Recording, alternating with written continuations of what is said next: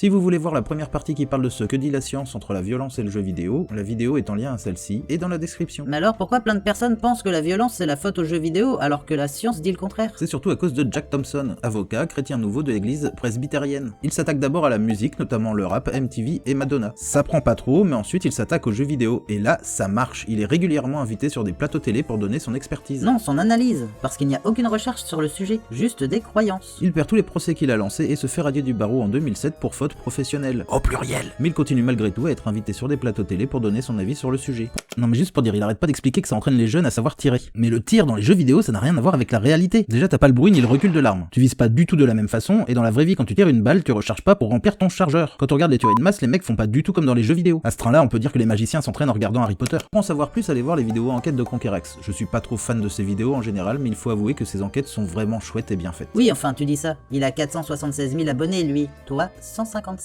Mais si on part sur ce genre de réflexion, les plus grands serial killers ont en commun le fait d'avoir un parent abusif chrétien. Il ne faudrait pas interdire la Bible alors? Ou des parents hétéros. Pour aller encore plus loin dans ce raisonnement par l'absurde. En France, il estime à 40 millions le nombre de joueurs et joueuses de jeux vidéo, 3,3 milliards dans le monde. Et dans sa tranche haute, 26 millions le nombre de chrétiens en France, et entre 1,4 et 2,5 milliards dans le monde. Donc pour chaque violence commise par une personne qui joue aux jeux vidéo, c'est moindre par rapport à sa communauté qu'une personne qui est chrétienne. Et vu que les serial killers et les tueurs de masse sont très souvent chrétiens, c'est surtout à ça que devrait s'attaquer notre beau Jack. Ah bah non, j'oubliais, il est chrétien. Mais on est d'accord que tous les chrétiens ne font pas forcément des enfants psychopathes. Bah vu le nombre de gens qui jouent aux jeux vidéo, c'est pareil. Par contre, là où je suis d'accord, c'est qu'effectivement, il faut mettre entre les mains d'un enfant un jeu qui peut lui convenir. T'achètes pas un porno à un gamin de 7 ans, bah c'est pareil. Oui, enfin toi tes parents te laissaient regarder Robocop, Terminator, l'Exorciste quand t'étais petit. C'est pas pour autant que t'allais exterminer tout le monde. C'est vrai. Est-ce que c'est pas un biais moderne que j'ai? Mais c'est vrai qu'un jeu comme Dark Souls, très punitif, c'est peut-être pas très fun pour un enfant. En fait, le jeu vidéo, c'est le même truc montré du doigt qu'à différentes époques, comme le skateboard, les jeux de rôle, le rock'n'roll et j'en passe. Est-ce que ce serait pas le manque de moyens dans les services publics et dans l'encadrement bienveillant des jeunes et une pauvreté grandissante qui serait pas la faute?